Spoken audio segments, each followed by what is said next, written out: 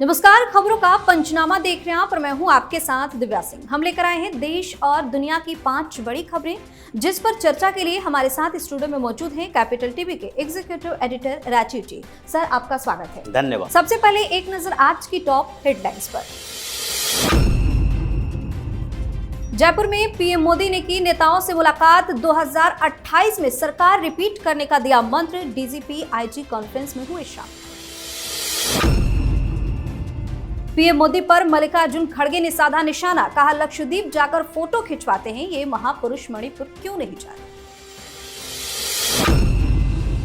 Bengal ration घोटाला मामले में ईडी का बड़ा एक्शन। टीएमसी नेता शंकर आद्या को किया गिरफ्तार। टीएमसी नेता शाहजहां शेख के खिलाफ लुकआउट नोटिस जारी। महादेव बेटिंग ऐप मामले में बड़ा खुलासा। चार्जशीट में नाम आने के बाद बढ़ सकती है भूपेश बघेल की मुश्किल। इलेक्ट्रॉनिक एविडेंस आया सामने। सुप्रीम कोर्ट ने दी केजरीवाल को हिदायत। फरिश्ते दिल्ली के मामले में कहा, हम लगाएंगे असाधारण जुर्माना। कल से 2 दिन के गुजरात दौरे पर दिल्ली से। सबसे पहली खबर में बात पीएम मोदी की। राजस्थान की राजधानी जयपुर के दौरे पर आए प्रधानमंत्री नरेंद्र मोदी भाजपा के प्रदेश मुख्यालय पहुंचे। इस दौरान उन्होंने प्रदेश सरकार के मंत्रियों और भाजपा के विधायकों के साथ संगठन के पदाधिकारियों से भी मुलाकात की। साथ ही मंत्रियों और विधायकों को 2 टूक नसीहत दी कि वह गुटबाजी से दूर रहे। पार्टी से बड़ा कोई नहीं है। जनता ने बहुत भरोसा करके पार्टी को सत्ता सौंपी है, इस भरोसे पर खरा उतरना है। इसी के साथ 2028 में सरकार रिपीट करने का प्लान भी बताया।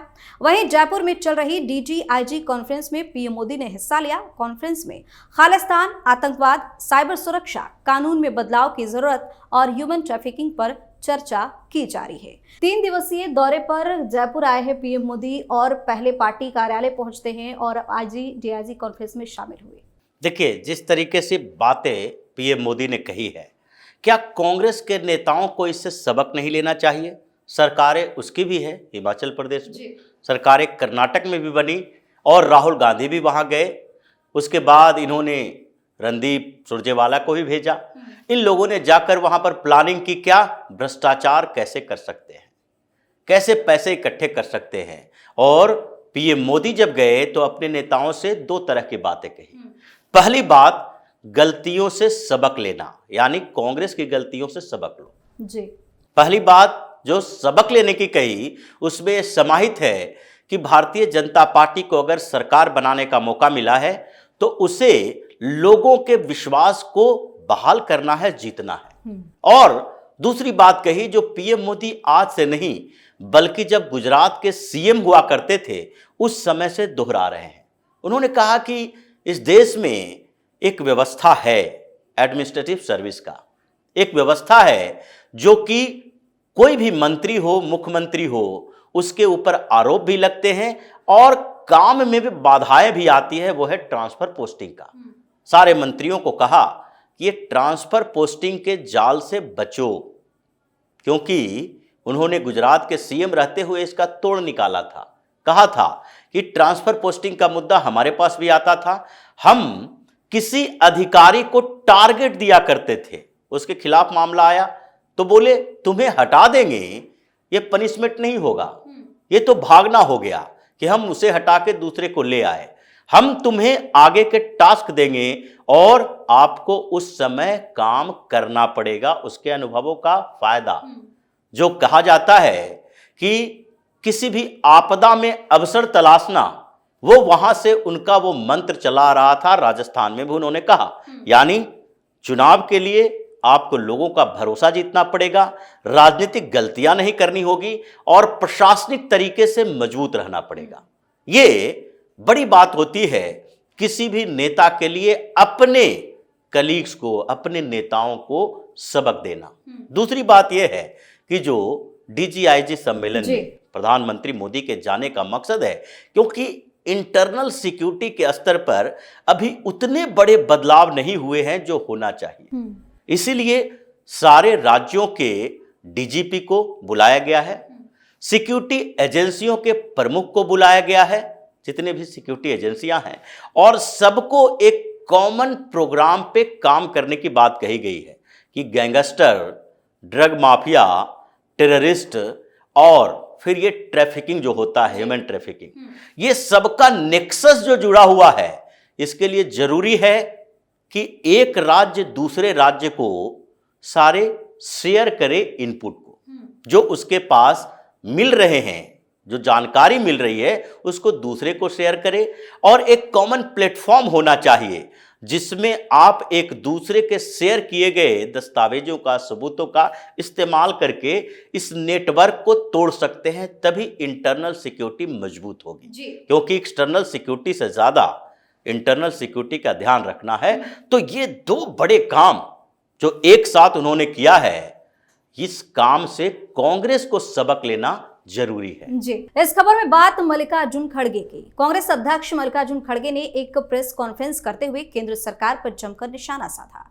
इस दौरान उन्होंने राहुल गांधी की भारत जोड़ो न्याय यात्रा का विवरण भी दिया। वहीं एक बार फिर मणिपुर का मुद्दा उठाया और कहा कि मणिपुर में दुर्भाग्यपूर्ण घटना घटी और घटती रही। मोदी जी कभी समंदर में जाकर या स्विमिंग करने का फोटो सेशन करते हैं, तो कभी कंस्ट्रक्शन हो रहा है मंदिरों का, वहां पर जाकर फोटो निकाल लेते हैं। कभी केरल में निकाल लेते हैं तो कभी बंबई में जाकर निकाल लेते हैं। हर जगह जाकर नए नए अपने वस्त्र पहनकर फोटो खिंचवाते हैं। लेकिन मणिपुर क्यों नहीं गए जहां लोग मर रहे हैं? आखिर पीएम मोदी के फोटो शूट से खड़गे को दिक्कत क्या है? खड़गे को दिक्कत नहीं है। खड़गे को दिक्कत होती तो ये पहले से ऐसी बातें बोलते रहते। लेकिन दिक्कत जिस व्यक्ति को है उससे खड़गे का लगाव है। और राहुल गांधी, सोनिया गांधी ने खड़गे को आगे बढ़ा के ये बुढ़ापे में कहा जाता है बेइज्जत करने के लिए बढ़ाया गया है। एक तरफ मल्लिकार्जुन खड़गे राहुल के भारत जोड़ो न्याय यात्रा की बात कर रहे हैं, रूट मैप तैयार कर रहे हैं, बता रहे हैं यहां यहां जाएंगे, और उसमें जो फोटो सेशन के लिए यात्रा की जा रही है उसका जिक्र नहीं कर रहे। कभी मल्लिकार्जुन खड़गे ने एक सवाल किया अपने ही नेता राहुल गांधी से कि जाके ये फैक्ट्रियों में मजदूरों के साथ फोटो खिंचवाते हो, इससे कितना फायदा राजनीतिक तौर पर कांग्रेस को हो चुका है। जब मोटरसाइकिल बनाने वालों के साथ जाते हो, प्लम्बर के साथ फोटो खिंचवाते हो, खेत में जाकर मजदूरों के साथ वो धान की रुपाई करते हुए फोटो खिंचवाते हो, कभी कुश्ती करते हुए पहलवानों के साथ फोटो खिंचवाते हो, कभी खाना बनाते फोटो खिंचवाते हो, वीडियो बनाते हो, इसका राजनीतिक फायदा कितना कांग्रेस को मिल रहा है इस बात का जिक्र नहीं करेंगे।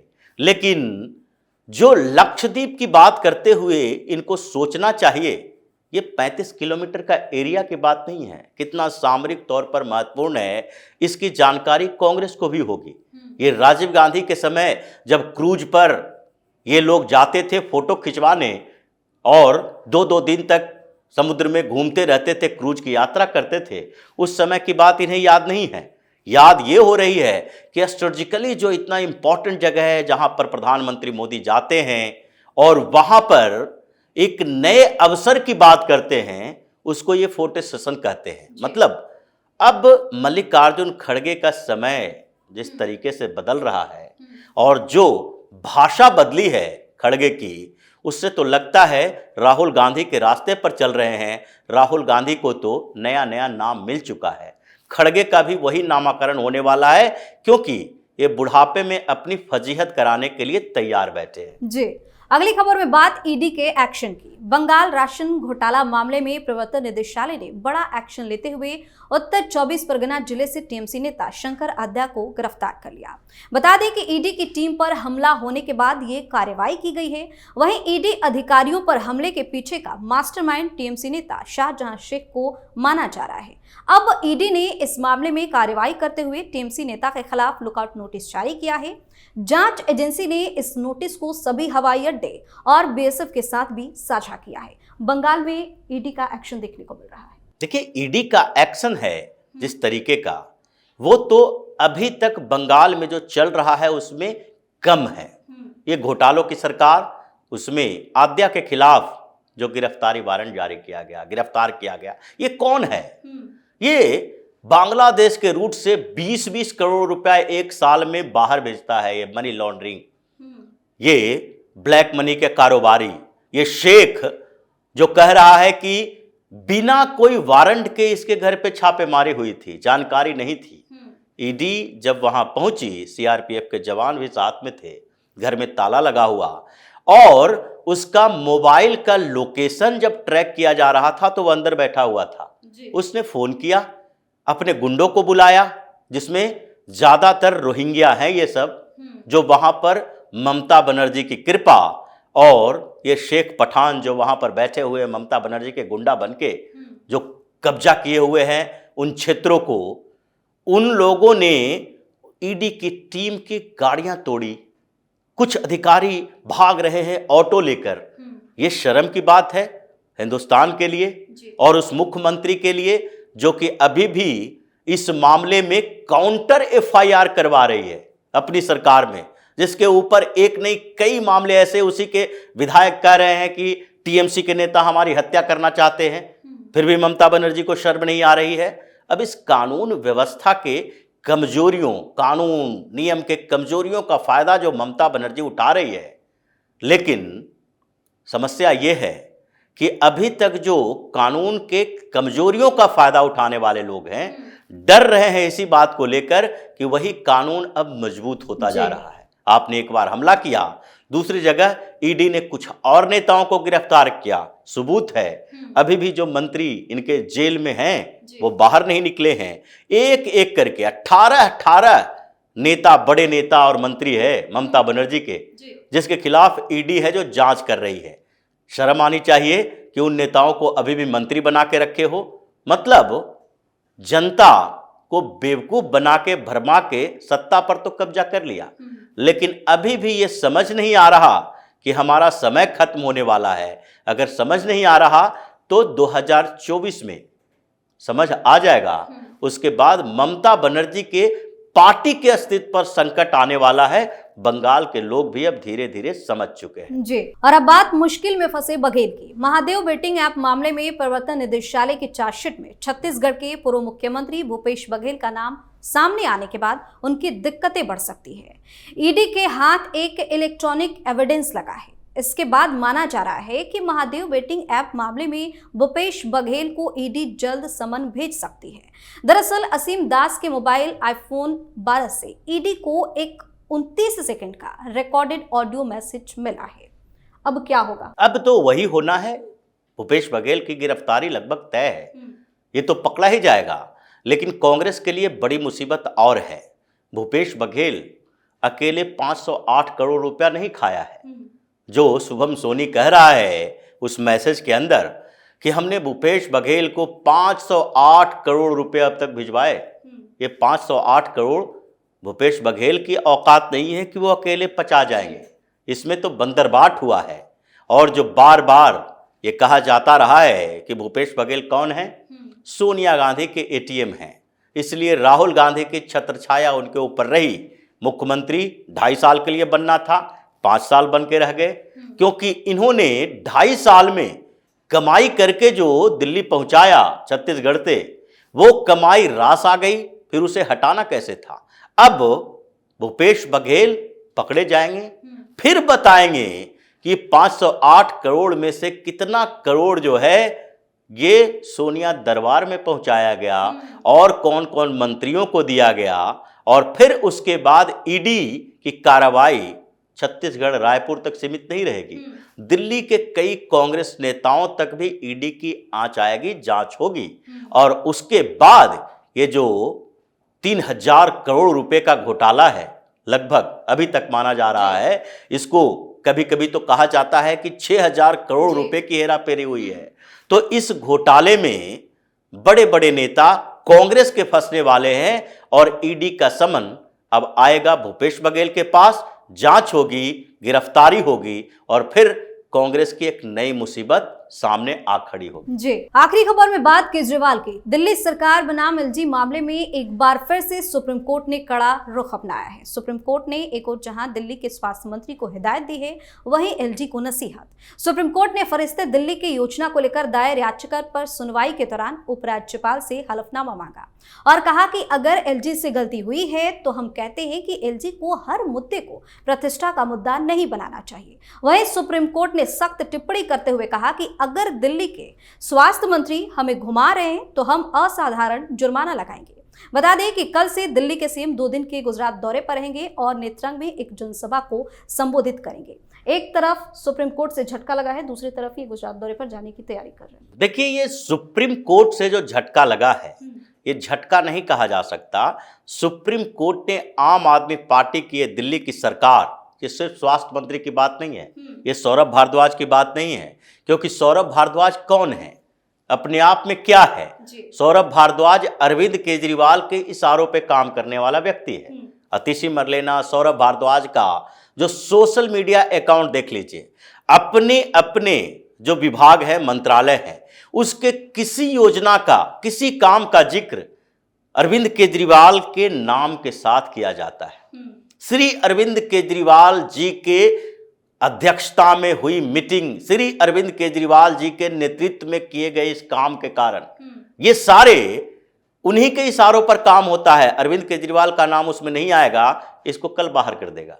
तो स्थिति यह है कि सुप्रीम कोर्ट ने क्यों ऐसा कहा, क्योंकि सुप्रीम कोर्ट को यह लग गया, जो एलजी की तरफ से कही गई बात, जो वकील ने कहा कि इसमें तो हमारी कोई भूमिका नहीं है, एलजी कार्यालय इसमें कोई योगदान देता ही नहीं है, ये तो स्वास्थ्य मंत्रालय और उसकी सोसाइटी, ये दोनों के बीच की बात है। ये दोनों आपस में तय करते हैं मीटिंग में कि इसके लिए फंड जारी किया जाना चाहिए या नहीं।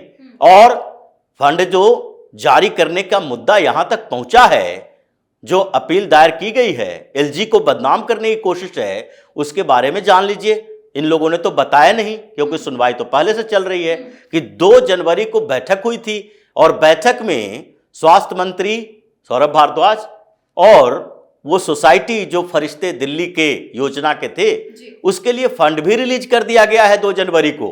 फिर भी ये कह रहे हैं कि एलजी फंड नहीं दे रहा, एलजी फंड नहीं दे रहा।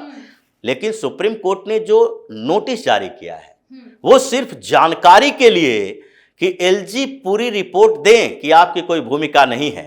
क्योंकि सुप्रीम कोर्ट ने को अगर भरोसा नहीं होता कि एलजी और मंत्री परिषद या मंत्री के बीच के विवाद नहीं है, तो आम आदमी पार्टी की सरकार और मंत्री को ये चेतावनी नहीं देते। सुप्रीम कोर्ट के वीआर गवई और मेहता जी ये चेतावनी नहीं देते कि इस बार तुम्हें ऐसा जुर्माना लगाएंगे कि फिर ये मिसाल कायम होगी।